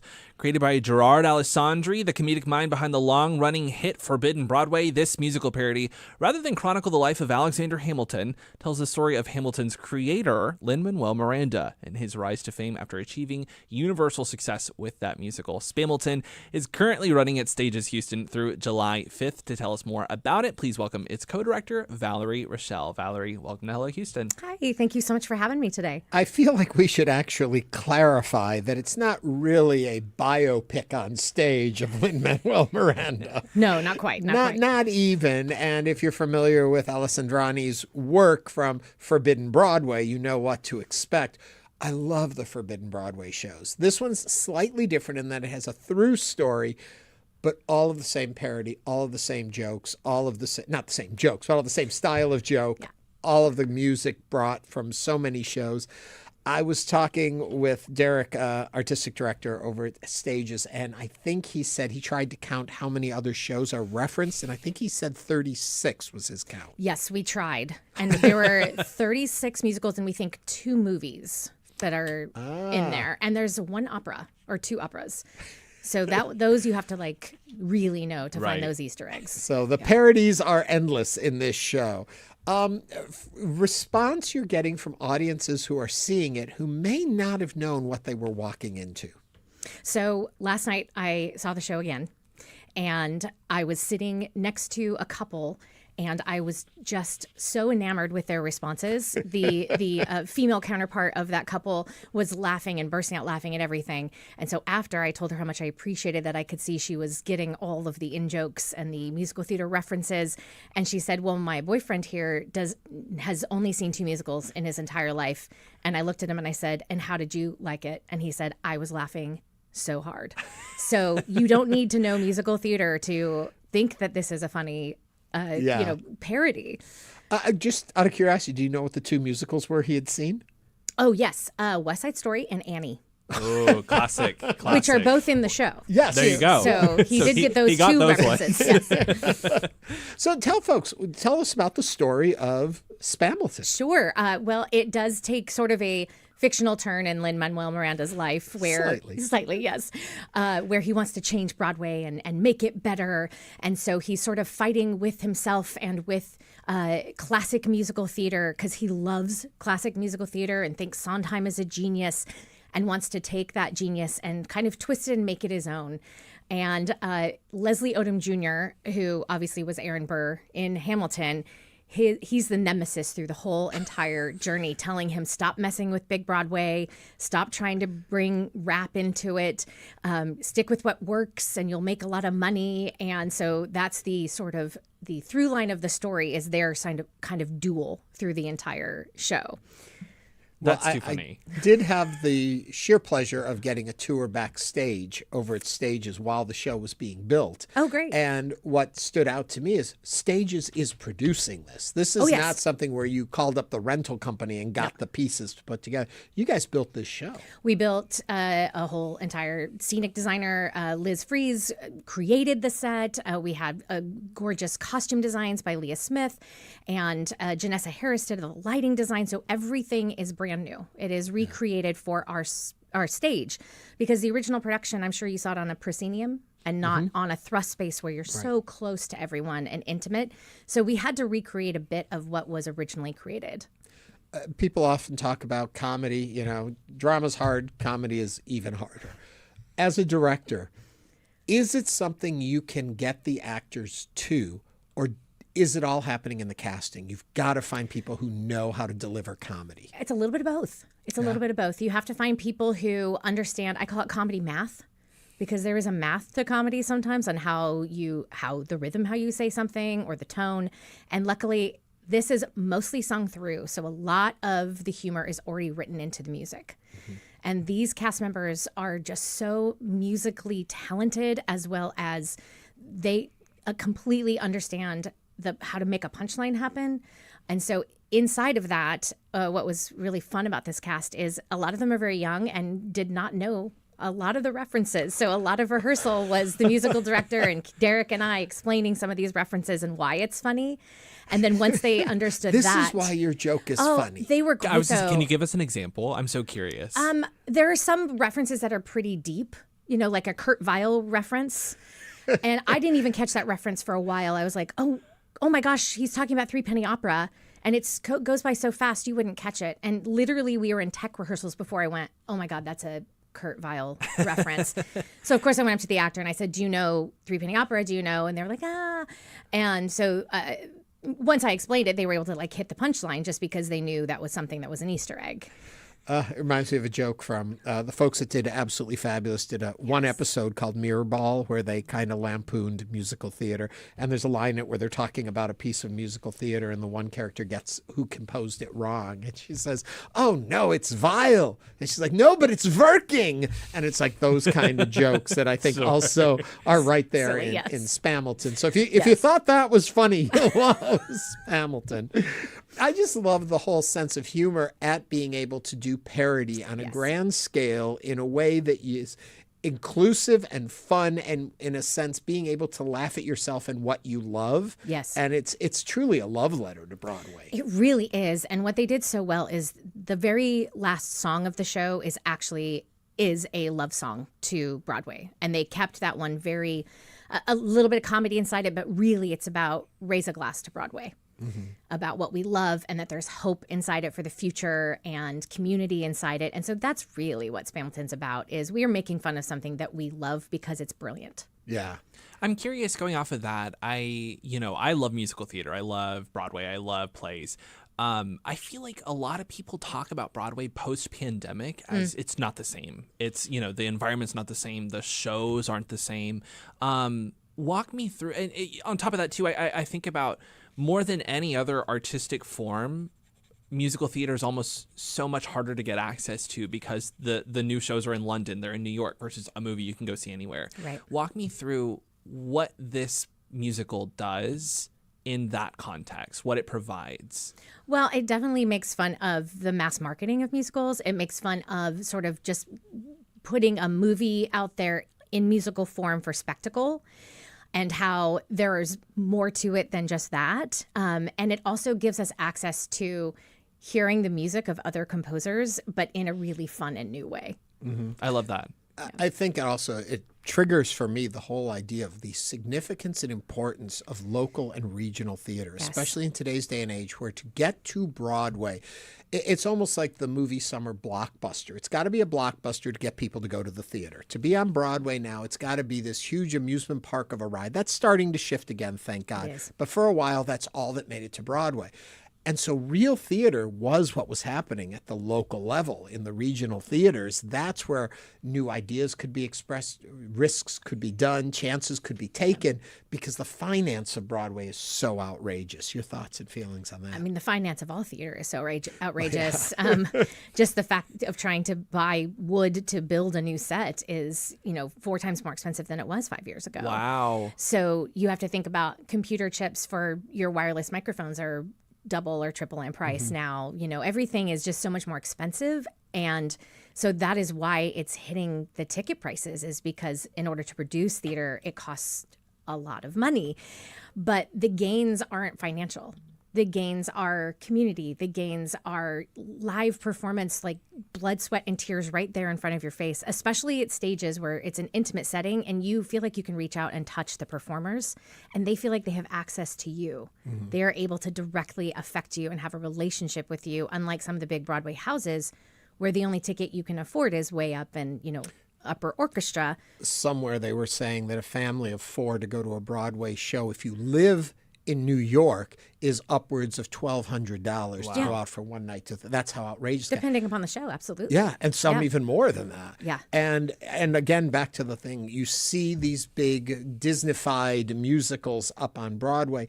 It's places like Stages where you're seeing growth in the art, new ideas, new stories being told, or parody in a way that can be told and shared and educate you about Broadway as a vehicle, as a being Absolutely. out there. And that's what I love about it. Yeah. I'm so excited you came in to chat with us today and to bring that show forward. I have yet to see this production of it, but I am dying to come out and see it and have a good time laughing the night away. Well, please come. The extension is actually through July 3rd. July 3rd. Yes, and so we'd love to see everybody out there before that. Valerie Rachelle is the co-director of Spamilton. Spamilton, an American Parody, is currently playing at Stages Houston through, I guess that's Friday, July 3rd? Yes. There we go. I had to do a little math there on dates. And you can find out more by visiting Stages online. Thank you very much for coming in. Yeah, thank you so much. Thank you. And that brings us to the end of the show. We want to thank you for watching if you're doing it on YouTube or simply listening, as most of you do right here on News 88.7. We'll be back tomorrow with more conversation, more laughter, more news, more headlines, and we'll also discuss political violence and find out what are the best practices when writing a trust. Boy, a little bit of something for everybody on the show. That's Hello Houston. We'll see you tomorrow. Thanks for listening. Thanks for listening to Hello Houston. Join us every Monday through Friday from 11 a.m. to 1 p.m. to talk all things Houston. The Hello Houston production team includes Garrett Bowman, William Menjivar, Jen Altide, Todd Holslander, and Jim Kovacic. For the latest in local news, subscribe to the Hello Houston daily newsletter at HoustonPublicMedia.org. Hello Houston is a production of Houston Public Media. The opinions expressed by the guests of this program are solely their own and do not represent the views of management, staff, or underwriters of Houston Public Media. This is News 88.7. Support for Houston Public Media comes from Central Market, featuring Black Angus steaks and house-made burgers, chef-prepared sides, craft beer, and fresh bakery desserts to celebrate dads this Father's Day. More at centralmarket.com. Your NPR station KUHF Houston News 88.7, a service of the University of Houston. It's now 1 o'clock. Now comes from MathWorks, maker of MATLAB.